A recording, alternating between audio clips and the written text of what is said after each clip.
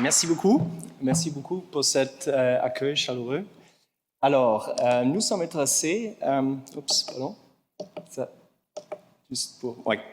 nous sommes intéressés par une question assez fondamentale. C'est la question comment les bactéries maintiennent ou contrôlent leur taille et leur forme pendant la croissance.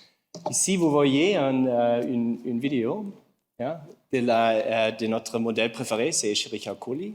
C'est remarquable comme ces bactéries, comment ils maintiennent leur forme pendant chaque génération. Les variations des tailles sont extrêmement faibles. Ils sont capables de maintenir avec précision le diamètre, de décider avec précision quand c'est divisé en deux, ou de maintenir la densité de protéines dans le cytoplasme. Physiquement, la taille des bactéries est déterminée par le peptidoglycane, ou par la paroi, une molécule unique et gigantesque. Par contre, les enzymes qui sont responsables de la modification et de la croissance de cette molécule, ils sont nanoscopiques. Comment savent-elles quand et où remodeler cette molécule pour maintenir la taille macroscopique? Pour répondre à cette question, nous utilisons des approches de la physique, par exemple la microscopie à haute résolution. Ça nous permet de suivre des molécules uniques dans la cellule et de les localiser et classifier selon ou en fonction de leur comportement. Par exemple, des enzymes qui sont immobiles, ils sont liés à leur substrat ou ils sont possiblement actifs. Les enzymes diffusifs, ils sont libres en recherche de nouveaux substrats. Cette approche, parmi d'autres, nous a permis de démontrer qu'une enzyme importante a la fonction de réparer la paroi. Par exemple, pendant l'exposition à des antibiotiques.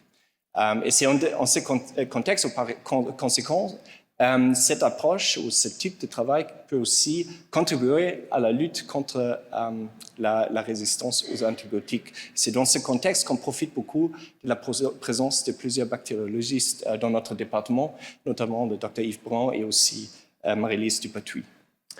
Nous travaillons sur plusieurs autres axes. Par exemple, nous demandons comment est-ce que les cellules savent quand se diviser en deux. C'est la question du cycle cellulaire.